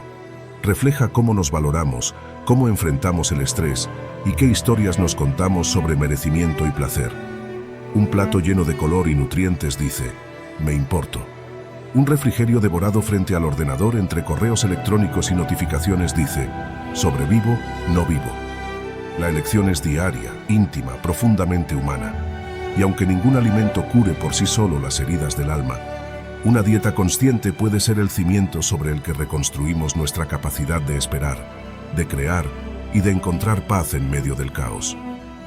Al final, la mentalidad que construimos está tan en nuestras manos como el tenedor que levantamos cada día. La próxima vez que estés frente a un menú, pregúntate, ¿estoy alimentando un cuerpo que sostenga la vida que anhelo? La respuesta, quizá, sea el primer paso hacia una revolución silenciosa, íntima y radical. Decidí cambiar. Comencé con lo más simple, las promesas a mí mismo. Una mañana me juré que haría mi cama todos los días, sin excepción. Parece ridículo, pero aquel acto mínimo se convirtió en un ritual sagrado. Los primeros días, cuando la pereza me tentaba a dejarla deshecha, recordaba a mi sobrina llorando. Hacer la cama era una forma de decirme, tú importas, tu palabra importa. Con el tiempo, ese hábito se expandió. Empecé a cumplir horarios de trabajo, a pagar facturas el día que correspondía, a tomar agua como me había comprometido. Cada pequeña victoria reforzaba una verdad. La autoconfianza no se construye con grandes gestos, sino con la fidelidad a lo cotidiano. Las promesas a los demás fueron más difíciles. Tenía miedo de volver a fallar, así que adopté una regla. Solo decir sí cuando estuviera seguro al 200%. Si alguien me pedía ayuda para mudarse el sábado, revisaba mi agenda antes de aceptar. Si un colega necesitaba feedback urgente, evaluaba si realmente tenía el tiempo para hacerlo bien. Al principio, algunos se molestaron. Antes eras más relajado, decían, pero preferí que me vieran como riguroso a seguir siendo el tipo que ya veremos. Con el tiempo, noté un cambio. Cuando prometía algo, la gente asentía sin preguntar dos veces. Sabían que mi palabra era un contrato. Hubo un momento clave en este proceso. Un amigo atravesaba una depresión y me pidió que lo llamara cada noche para asegurarse de que no haría nada impulsivo. Acepté, consciente del peso de esa promesa. Durante 3 meses, sin importar dónde estuviera, a las 9 p.m. marcaba su número. Hubo noches de lluvia en las que tuve que detener el auto en la carretera para llamar, días de fiesta donde me escapaba al baño para cumplir el compromiso. Una vez, mientras viajaba en avión, le envié un mensaje desde el modo avión. Hoy no puedo llamar, pero estoy aquí. Él me confesó después que esos minutos diarios eran el único hilo que lo mantenía conectado a la realidad. Nunca le conté que hubo días en que yo también estaba al borde del agotamiento, pero cumplí. Porque entendí que una promesa no es un favor, es un puente entre dos personas, y derrumbarlo puede dejar heridas que nunca cicatrizan. Aprendí que las promesas más difíciles no son las que hacemos a otros, sino las que nos hacemos en silencio. Como la vez que juré dejar a mi pareja tóxica. Durante años, rompí esa promesa una y otra vez, justificándome con tal vez cambie, o el amor lo supera todo. Hasta que un día, tras una discusión en la que me gritó cosas que todavía resuenan, me miré al espejo y dije en voz alta, si no te respetas a ti mismo, nadie lo hará. Esa noche empacé mis cosas. Fue doloroso, pero al salir de esa casa, sentí algo que no experimentaba desde niño, el orgullo de ser mi propio héroe. Claro, hubo tropiezos. Una vez prometí terminar un curso online y lo abandoné a la mitad. En vez de castigarme, reflexioné, ¿por qué fallé? Descubrí que había inscrito en algo que no me apasionaba, solo por presión social.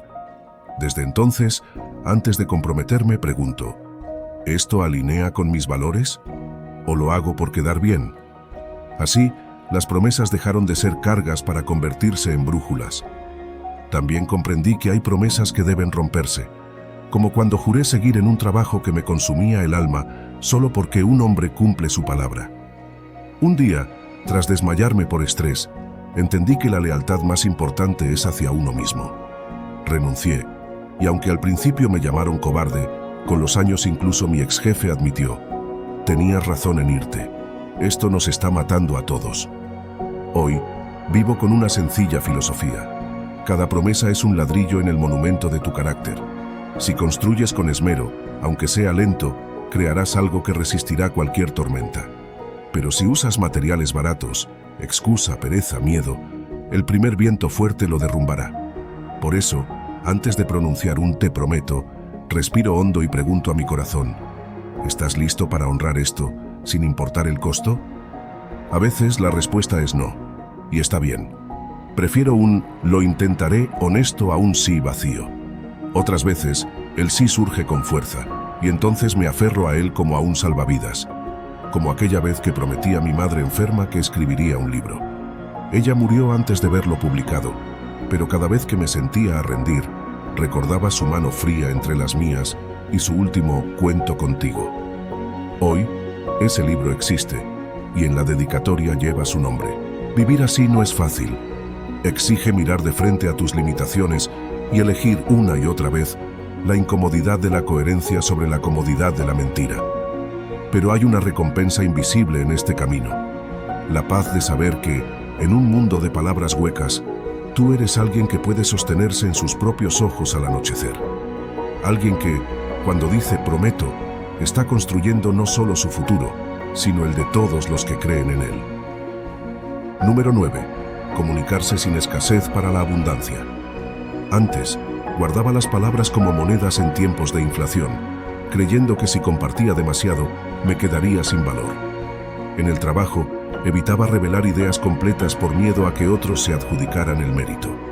En el amor, dosificaba el afecto como si el cariño fuera un recurso finito. Incluso con amigos, escuchaba desde la prisa, como si el tiempo para conectar fuera un lujo que no podía permitirme. Vivía convencido de que la vida era un juego de suma cero. Si tú ganabas, yo perdía. Hasta que una conversación en un bar de mala muerte me mostró el costo de vivir tras esos muros. Fue durante un viaje de negocios fallido. Había volado 8 horas para cerrar un acuerdo crucial, pero mi contraparte, un hombre de mirada cansada llamado Daniel, rechazó todas mis propuestas con un escepticismo cortante. En vez de indagar sus objeciones, me aferré a mi guión.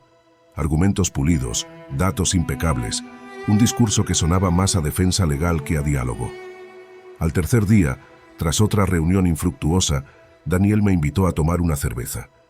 «No quiero tu pitch», dijo mientras la espuma se deshacía en su vaso. «Quiero saber por qué te importa esto. ¿Por qué respiras como si el mundo se te viniera encima?» Sus palabras me desnudaron, y en un acto de torpeza inusual solté la verdad. Temía que este fracaso confirmara que no era suficiente. Para mi sorpresa, Daniel no se rió.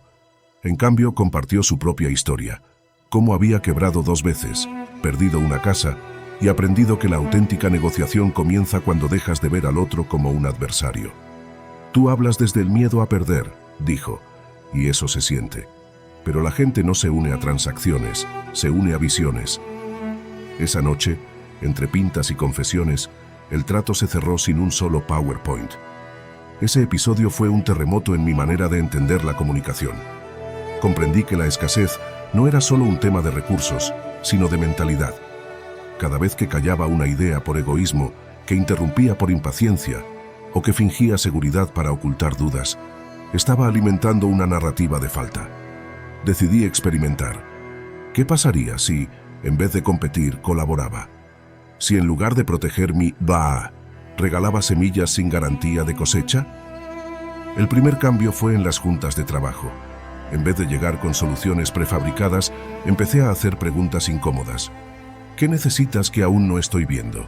¿En qué puedo apoyarte más allá de mi rol?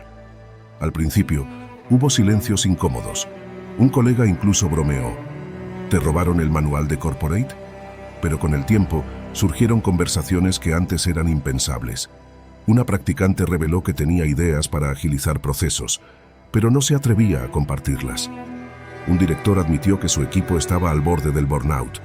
Al ofrecer espacio sin juicio, sin urgencia por tener la razón, las soluciones emergieron de rincones inesperados. En lo personal, el desafío fue más hondo. Con mi pareja, solía evitar conflictos guardando resentimientos como si fueran cartas de amor no enviadas. Un día, tras una discusión tonta sobre quién lavaría los platos, decidí probar algo distinto. En vez de cerrarme, dije, siento que ambos estamos cansados. ¿Podemos hablar de lo que realmente nos duele? Ella rompió a llorar. Resultó que detrás de su enojo había miedo. Acababan de despedir a su madre, y la incertidumbre la estaba ahogando. Esa noche, lavamos los platos juntos, y el agua jabonosa se mezcló con lágrimas y risas. Aprendí que la abundancia en el amor no está en evitar las tormentas, sino en bailar bajo la lluvia con honestidad. Claro, hubo riesgos. En una industria donde el conocimiento es poder, compartir abiertamente estrategias con competidores parecía una locura. Pero cuando un ex rival me pidió consejo para un proyecto, decidí confiar. Le envié documentos, contactos, incluso le presenté a un inversionista. Meses después, él me devolvió el favor con una alianza que duplicó nuestras ganancias. No siempre funcionó. Hubo quienes tomaron mis ideas sin dar crédito, o socios que abusaron de mi apertura. Pero incluso en esos casos, la paz de haber actuado sin mezquindad valió más que cualquier contrato. El giro más profundo vino en mi diálogo interno. Antes, mi mente era un tribunal donde cada error se convertía en prueba de mi indignidad. Un día, tras olvidar una reunión importante, en vez de flagelarme con críticas, probé un enfoque distinto. Me senté frente al espejo y dije en voz alta, sé que querías hacerlo bien, vamos a resolverlo. Era extraño, casi cursi, pero esa compasión cambió todo. Empecé a hablarme como lo haría con un amigo en crisis, con paciencia, recordando mis logros, celebrando esfuerzos mínimos. La sorpresa fue que, al dejar de castigarme, la productividad aumentó. La creatividad floreció donde antes solo había miedo a fallar. Hubo un momento simbólico que selló esta transformación. Organizaba un taller sobre innovación y en vez de cobrar entrada, pedí a los asistentes que donaran lo que pudieran o simplemente compartieran una habilidad con el grupo. Llegaron desde estudiantes sin un peso hasta CEOs escépticos.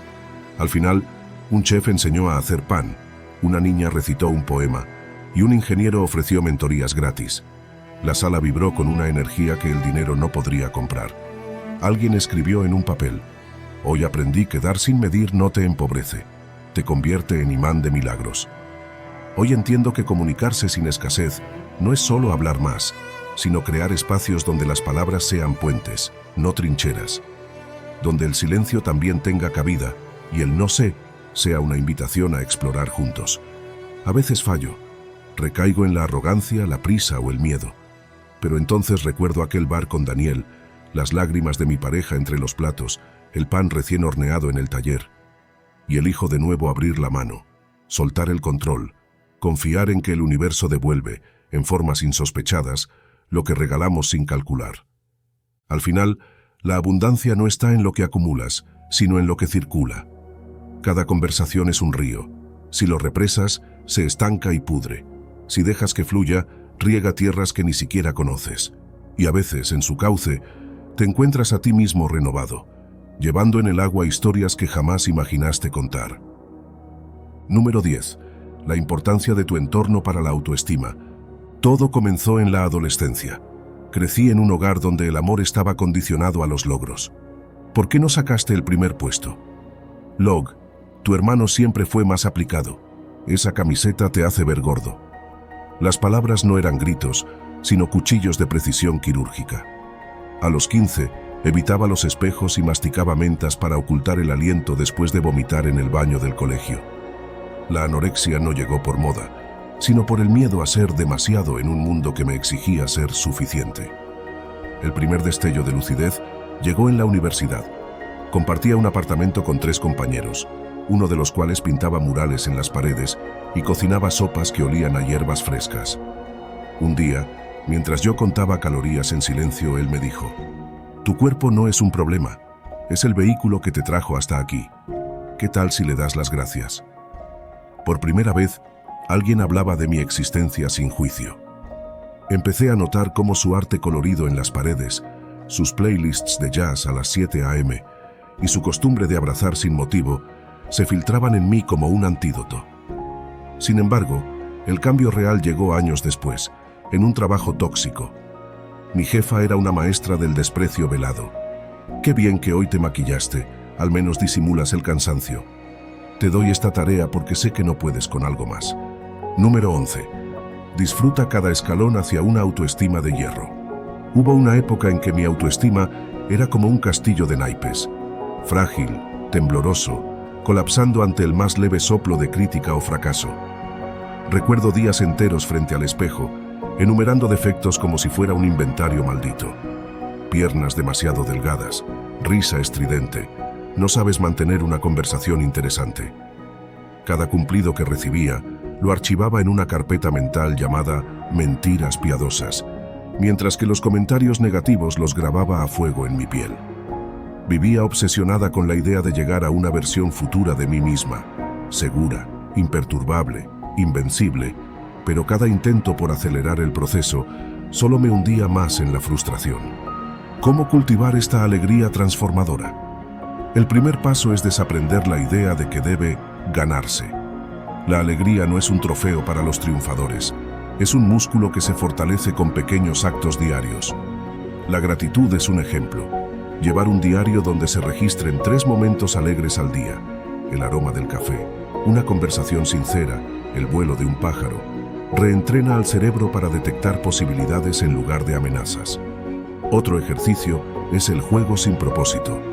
Dedicar tiempo a actividades sin utilidad práctica, colorear, silbar, saltar charcos, para recordar que el valor de la vida no se mide por la productividad. Un CEO que practica esto me confesó: mis mejores ideas surgen cuando estoy jugando con mis perros, no en reuniones de directorio. La conexión humana es otro pilar. La alegría compartida se multiplica, pero en la era digital hemos confundido conexión con contacto superficial. Las tribus ancestrales entendían esto. Celebraban juntas las cosechas, los nacimientos, incluso los funerales, porque la alegría colectiva tejía redes de confianza mutua. Hoy necesitamos crear nuevas tribus. Un experimento social en Dinamarca mostró que personas que cenaban semanalmente con vecinos, compartiendo historias y risas, reportaban un aumento del 35% en su autoestima comparado con quienes cenaban solos. La alegría nos recuerda que no estamos solos en la batalla, y esa certeza nutre la confianza para actuar. Sin embargo, hay una sombra en este camino: la alegría tóxica, esa que niega el dolor, impone sonrisas falsas y grita «ánimo» a quien sufre. Esa alegría no empodera, sino aísla. La verdadera alegría es inclusiva. Hace espacio para todas las emociones. Un terapeuta que trabaja con pacientes terminales me compartió: no les pido que vean el lado positivo. Les digo, si hoy quieren reír, rían. Si quieren llorar, lloren.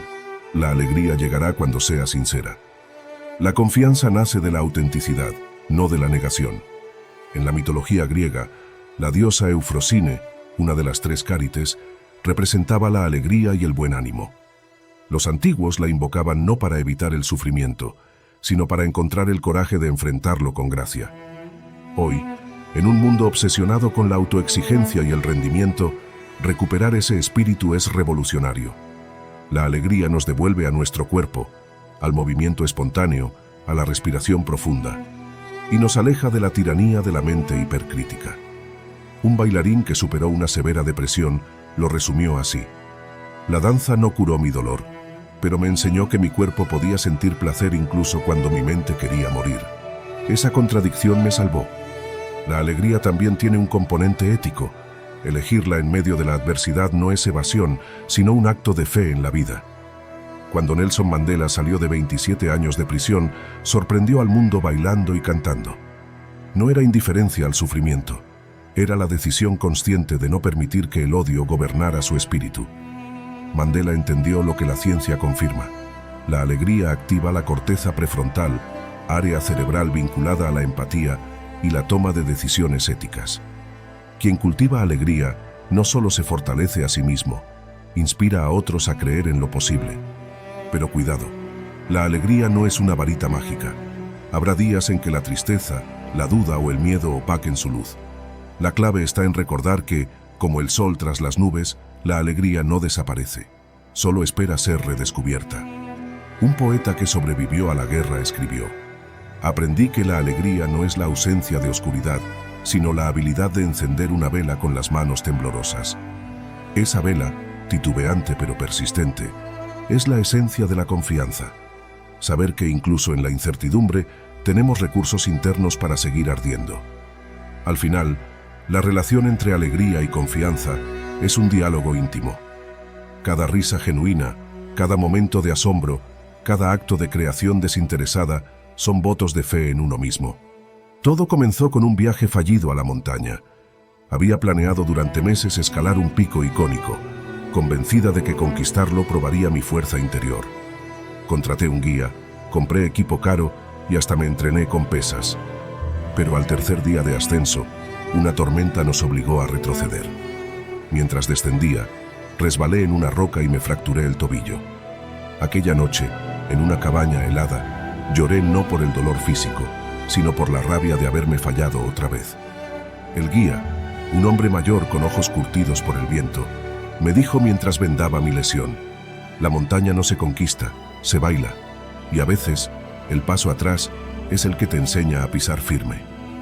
Esa frase se quedó resonando en mí como un mantra incómodo. Al regresar a casa, cojeando y con el ego maltrecho, decidí aplicar esa lección a mi vida diaria.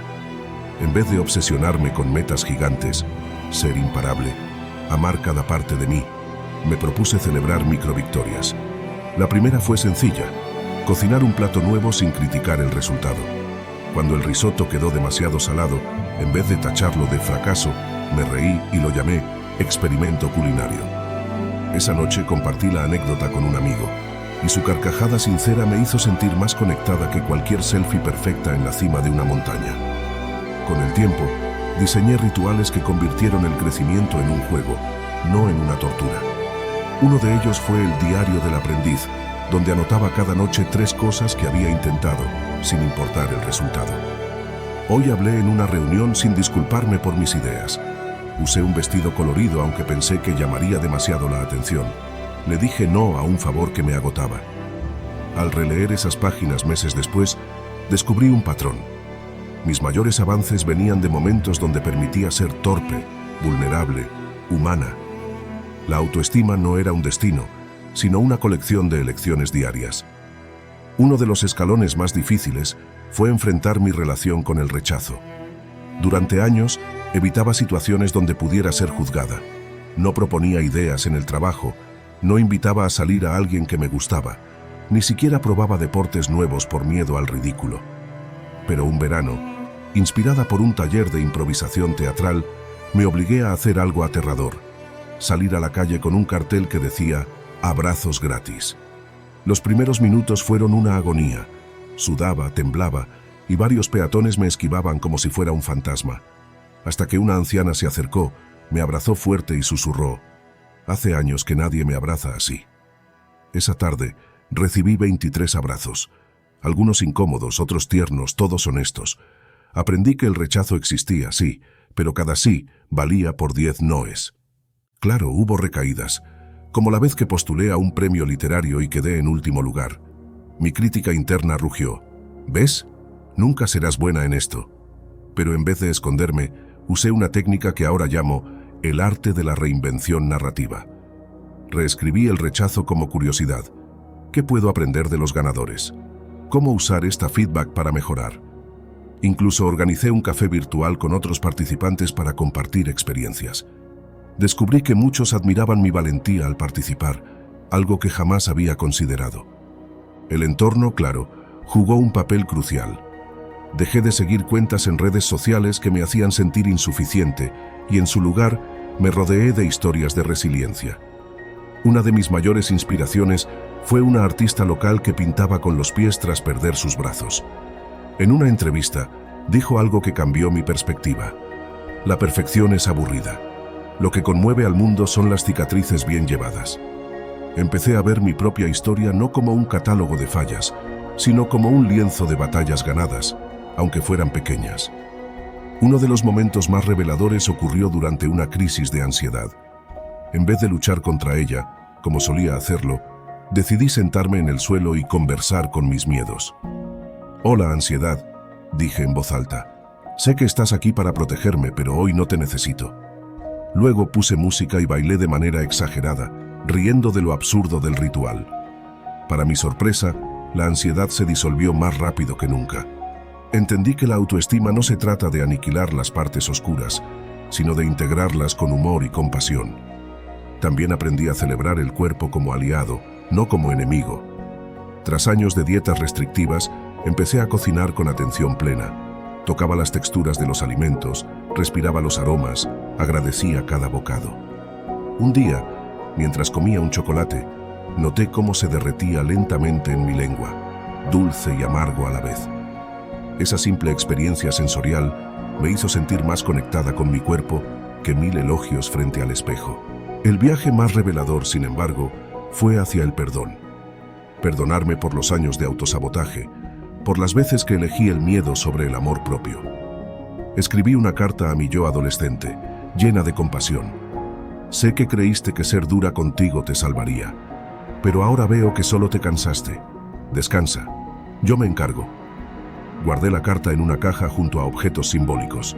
Una piedra de la montaña que no escalé, una foto del cartel de abrazos gratis y el diario del aprendiz. Cuando dudo abro la caja y recuerdo cuánto he bailado, no cuánto he conquistado. Hoy mi autoestima no es un monumento pulido, sino una escultura en constante evolución. A veces se oxida, a veces brilla, pero siempre está viva. Disfruto los días de confianza radiante tanto como las tardes de duda, porque sé que cada paso, hacia adelante, hacia atrás o en círculos, es parte del mismo baile. Y en esos momentos de quietud, cuando la inseguridad llama a mi puerta, le respondo con una sonrisa. Gracias por preocuparte, pero hoy estoy demasiado ocupada celebrando lo que soy. La lección más valiosa que puedo compartir es esta. La autoestima de hierro no se forja en el martilleo implacable de la autocrítica, sino en el fuego lento de la paciencia. Cada vez que eliges la gentileza sobre el juicio, la curiosidad sobre el miedo o la risa sobre la vergüenza, estás templando tu espíritu. Y aunque nunca dejes de subir escalones, porque el crecimiento no tiene techo, llegarás a un punto donde mirarás hacia atrás y verás que el viaje en sí era el hogar que buscabas.